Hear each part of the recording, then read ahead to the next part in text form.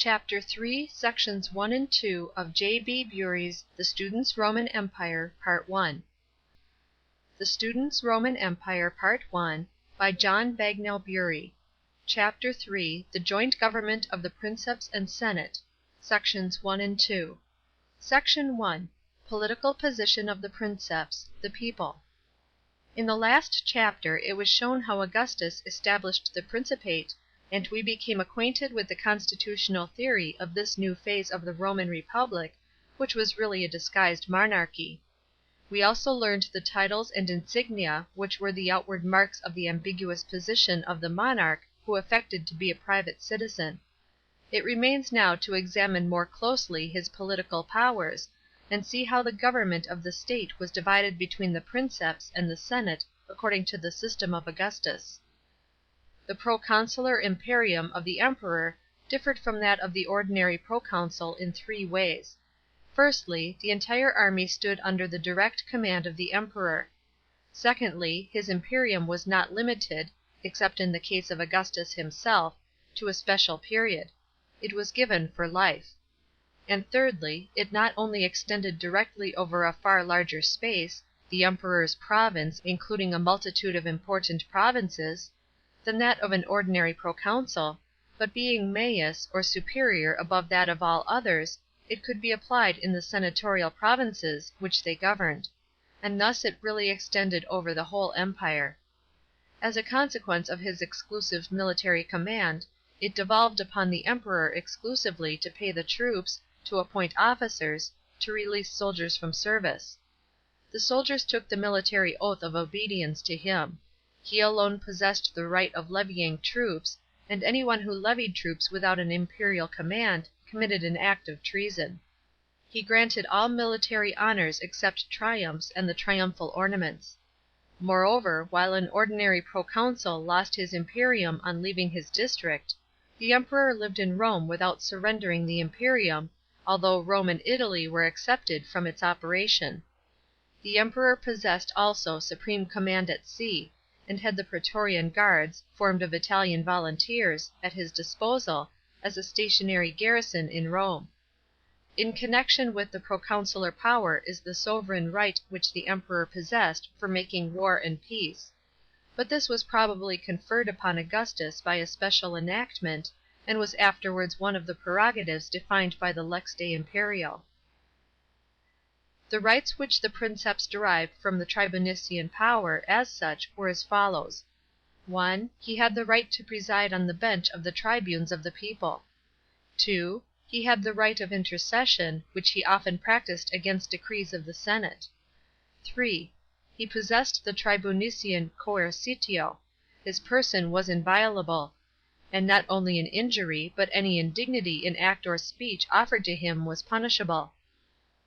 4. He had also the right to interfere with the prevention of abuses, and to protect the oppressed. 5.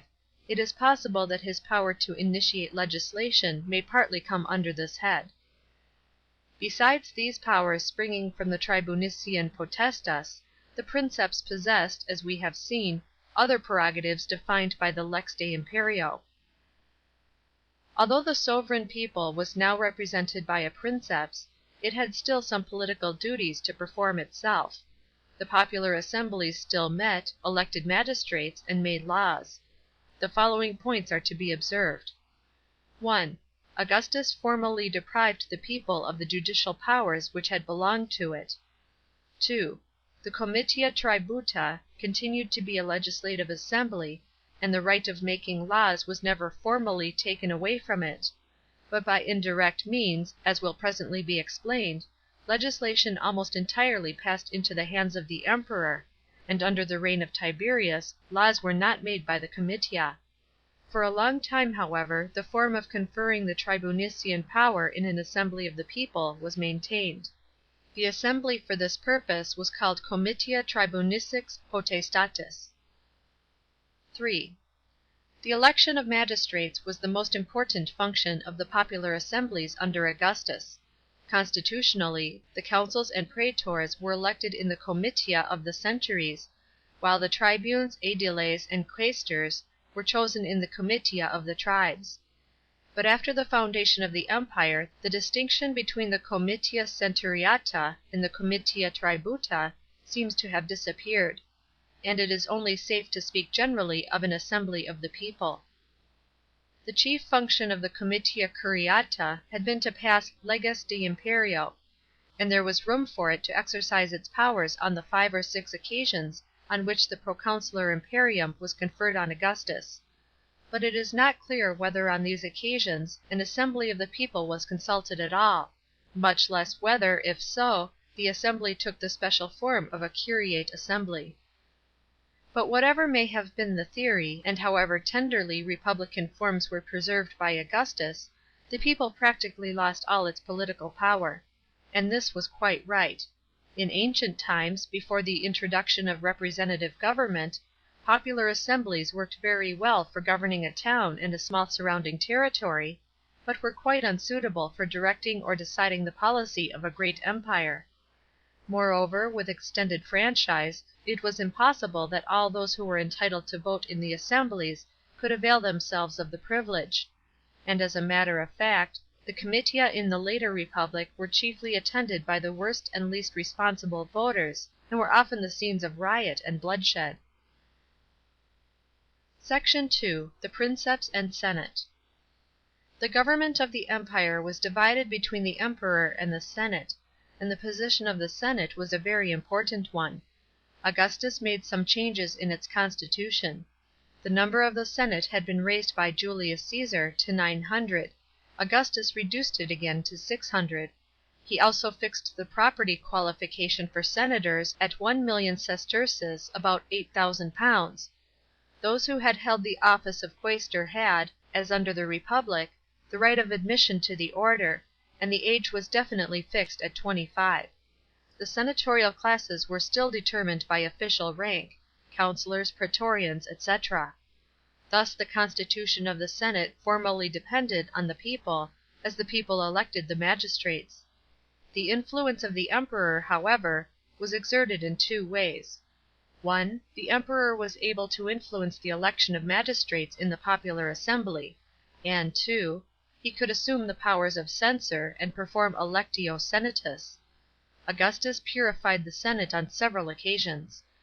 The censor, or he who possessed the censorial power, under the Principate, always, after 22 B.C., though not necessarily, the Princeps himself with or without a colleague, could not only place by adlectio a non-senator in the senate, but could assign him a place in a rank higher than the lowest. In fact, adlection among the quaestorians, the lowest class, was uncommon; adlection either into the tribunician or into the praetorian class was the rule.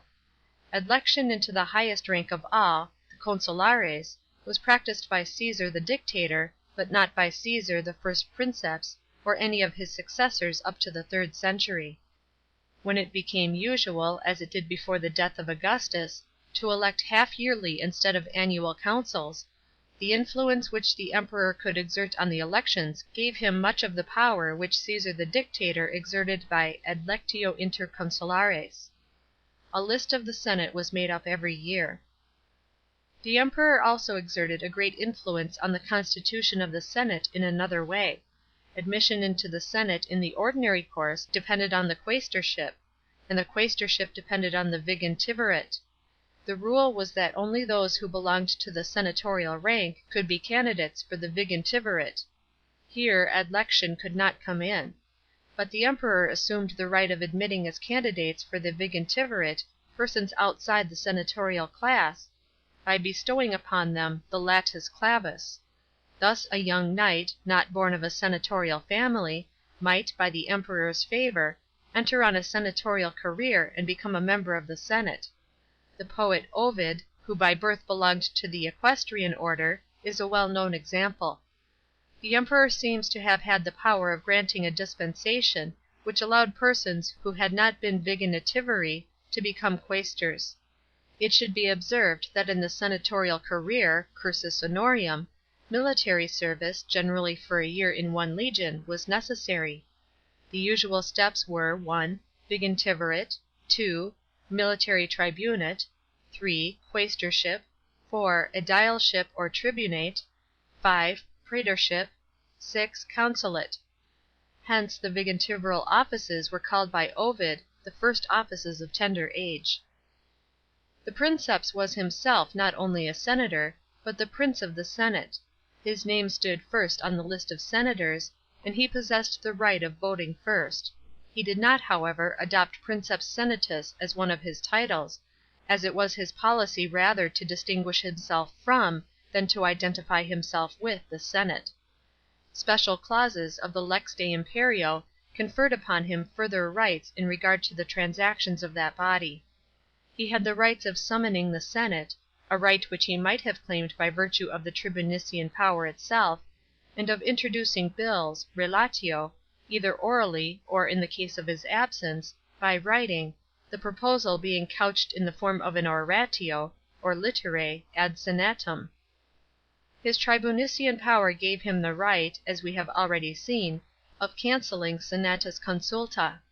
The reports of the transactions in the curia were always laid before Augustus when he was not present himself, and he appointed a special officer as his representative, to see that the reports were drawn up in full and nothing important omitted. This officer was called curator actorum, or ab actis senatus. Augustus introduced the practice of forming senatorial committees to consult beforehand, in conjunction with himself, on measures which were to come before the senate. They consisted of one magistrate from each college, and 15 senators chosen by lot every 6 months, and formed a sort of cabinet council. In the last year of his life, when, owing to his weakness and advanced age, he could no longer appear in the curia, a small senate was empowered to meet in his house and pass resolutions in the name of the whole senate. This body consisted of his son, his 2 grandsons, the consuls in office and the consuls designate, 20 senators chosen for a year, and other senators whom the Emperor himself selected for each sitting. This political consilium was no part of the constitution, and was in fact, under the early Principate, only adopted by Augustus himself and his successor Tiberius. It must be carefully distinguished from the judicial consilium, which will be mentioned below. It has been already mentioned that the joint rule of the Empire by the Emperor and the senate is sometimes called a dyarchy. It was a dyarchy that might at any moment become openly, as it was virtually, a monarchy. For the Emperor possessed the actual power through his control of the army, and if he had chosen to exert force he might have destroyed the political existence of the senate. But the change of the dyarchy into a monarchy was wrought gradually, and was partly due to the incompetence of the senate, which invited the interference of the sovereigns.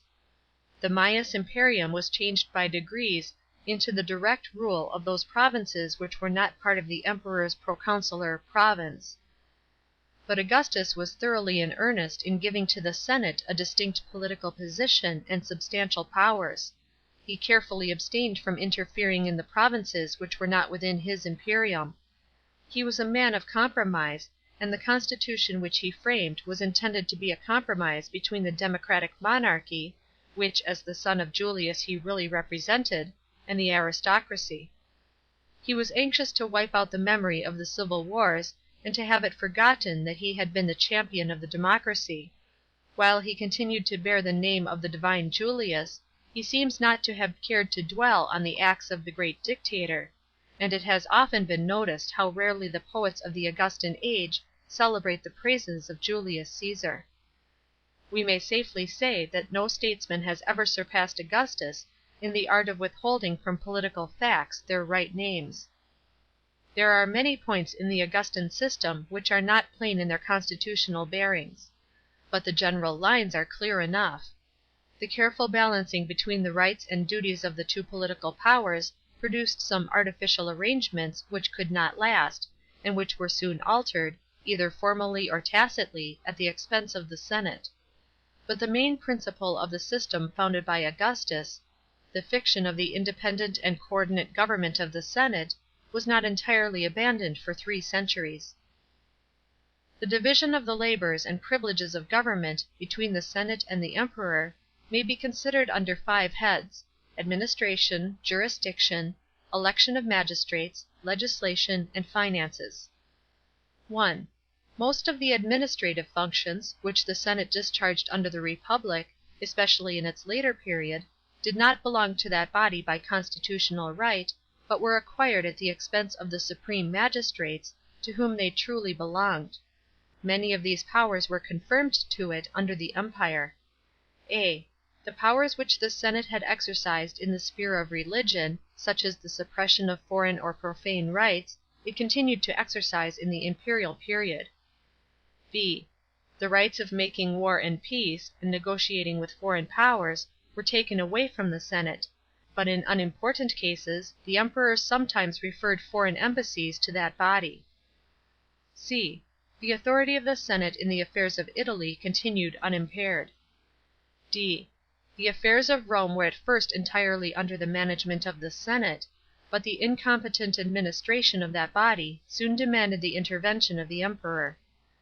(e) The provinces were divided into imperial and senatorial, and the administration of the latter was in the hands of the senate.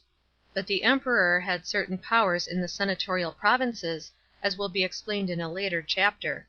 On the other hand, the senate had a small hold on the imperial provinces, except Egypt, in so far as the Emperor appointed only senators as his governors.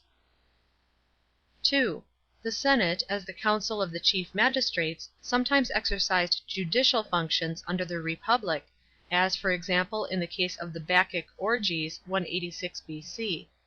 But such cases were only exceptional. Augustus made the senate a permanent court of justice, in which the council acted as the presiding judge. This court could try all criminal cases, but in practice only important causes, in which people of high rank were involved, or in which no specific law was applicable, came before it. The Emperor could influence this court in two ways. 1. He was himself a member of it, and 2. By the right of intercession, which he possessed in virtue of his tribunician power. Besides the court of the council, in which the senate acted as jury, there was the court of the Emperor. He could pass judgment without a jury, though he generally called in the aid of assessors, who were called his consilium, a distinct body from the political consilium mentioned above.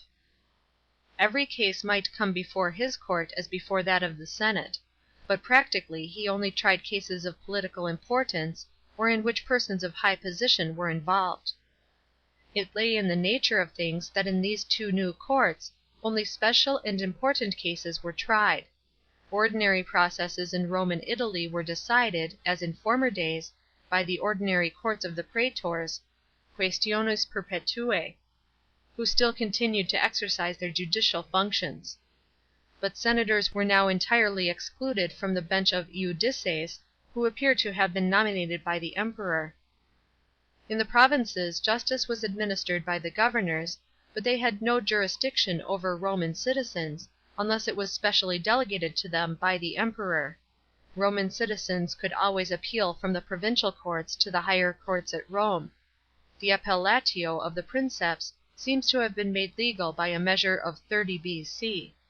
On the principle of the division of power between senate and Princeps, appeals from the decrees of the governors of senatorial provinces should have been exclusively directed to the senate.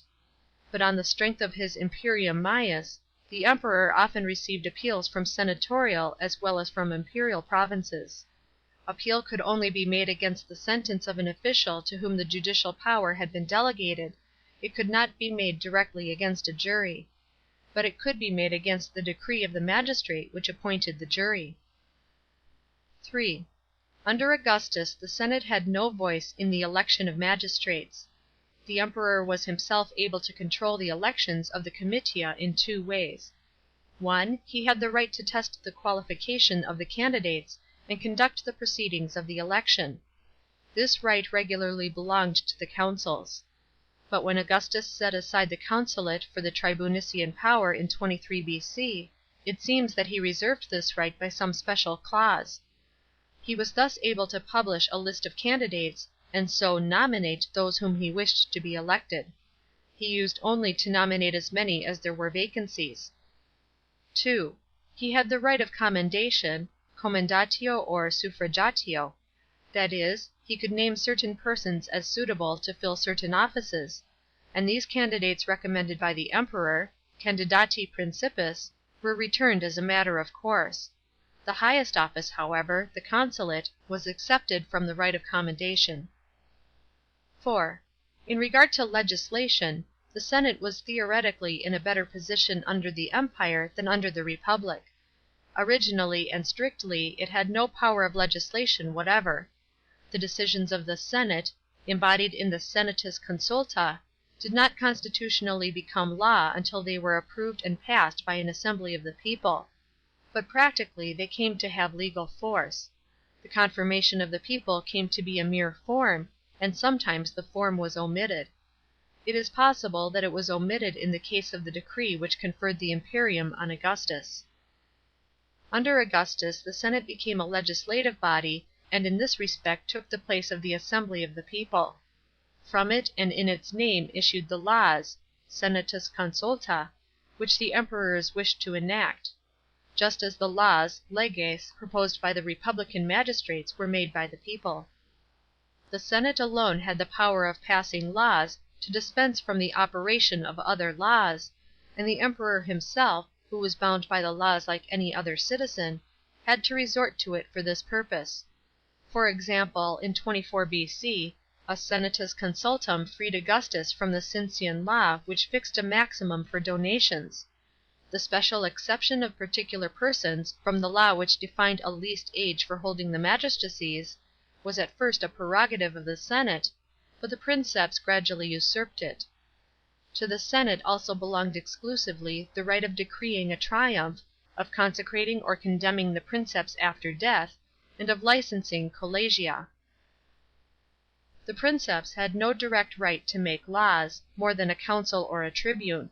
Like these magistrates, he had by virtue of his tribunician power the right to propose or introduce a law at the comitia for the people to pass. But this form of initiating legislation was little used, and was entirely given up by the successor of Augustus. It would seem that it did not harmonize with the monarchical essence of the Principate. It placed the Princeps on a level with the other magistrates, and perhaps it recognized too openly the sovereign right of the people, which, in point of fact, the Emperor had usurped. But formally the Princeps had no right to make laws himself, and thus Augustus as Princeps was less powerful than Caesar as triumvir. But the restraint was evaded in several ways, and as a matter of fact the Emperor was the lawgiver. By special enactments he was authorized to grant to both corporations and individuals rights which were properly only conferred by the comitia. It was the Princeps who founded colonies and gave them Roman citizenship. It was he who bestowed upon a subject community the dignity of ius Latinum, or a Latin community to full Roman citizenship. It was quite logical that these powers should be transferred to the Princeps, in his capacity of imperator, as sovereign over the provinces and dispenser of peace and war, and maker of treaties. He also used to define the local statutes for a new colony. He had the right to grant Roman citizenship to soldiers at all events, perhaps also to others. Apart from these leges datae, which were properly comitial laws, the most important mode of imperial legislation was by constitutions, which did not require the assistance of either senate or comitia. These imperial measures took the form either of 1. Edicts, which as a magistrate the Princeps was specially empowered to issue, or of 2. Acta, decreta or epistolae, decisions and regulations of the Emperor which primarily applied only to special cases, but were generalized and adopted as universally binding laws. The validity of the imperial acta was recognized in a special clause of the Lex de Imperio, and the oath taken by senators and magistrates included a recognition of their validity. But their validity ceased on the death of the Princeps, and this fact illustrates the important constitutional difference between the Principate and monarchy. 5. The financial system of the state was modified by the division of the government between the Emperor and the senate. There were now 2 treasuries instead of 1. The old aerarium Saturni was retained by the senate. Under the Republic the aerarium was under the charge of the quaestors, but by Augustus the duty was transferred to 2 praetors (23 B.C.), praetores aerarii. The Emperor's treasury was called the fiscus, and from it he had to defray the costs of the provincial administration, the maintenance of the army and fleets, the corn supply, etc. It is to be observed that provincial territory in the imperial provinces was now regarded as the property, not of the state, but of the Emperor, and therefore the proceeds derived from the land taxes went into the fiscus. From a strictly legal point of view the fiscus was as much the private property of the Emperor as the personal property which he inherited (patrimonium), or acquired as a private citizen (res privata). But at first the latter was kept apart from the fiscus, which belonged to him in his political capacity. His personal property, however, soon became looked upon not indeed as fiscal, but as in a certain sense imperial, crown property as we should say, and devolving by right on his successor. The expenses which the aerarium was called upon to defray under the Principate were chiefly (1) public religious worship, 2. public festivals, 3. maintenance of public buildings, 4. occasional erection of new buildings, and 5. construction of public roads in Roman Italy, to which, however, the fisc also contributed. Indeed, it is impossible to distinguish accurately the division between the two treasuries. In the senatorial provinces the taxes were at first collected on the farming system, which had prevailed under the Republic, but this system was abandoned before long, and finally the collection of the taxes in the senatorial as well as the imperial provinces was conducted by imperial officers. But the tendency was to consign the duty of collecting the taxes to the communities themselves, and in later times this became the system universally. In the arrangements for minting money also a division was made by Augustus between the Emperor and senate. At first (27 B.C.) both senate and Emperor could issue gold and silver coinage, at the expense of the aerarium and the imperial treasury respectively. Copper coinage ceased altogether for a time. But when copper was again issued about 12 years later, a new arrangement was made. The Princeps reserved for himself exclusively the coining of gold and silver, and gave the coining of copper exclusively to the senate. This was an advantage for the senate, and a serious limit on the power of the Princeps. For the exchange value of the copper always exceeded the value of the metal, and thus the senate had the power, which the Princeps did not possess, of issuing an unlimited quantity of credit money. In later times we shall see that the Emperors could not resist the temptation of depreciating the value of silver, and thus assuming the same privilege. One of the most important functions of the senate under the Emperors was that it served as an organ of publication, and kept the public in communication with the government. The Emperor could communicate to the senate important events at home or abroad, and though these communications were not formally public, they reached the public ear. It was usual for a new Princeps on his accession to lay before the senate a programme of his intended policy, and this was of course designed for the benefit of a much larger audience than that assembled in the curia. Chapter 3, sections 1 and 2. Recording by Tricia G.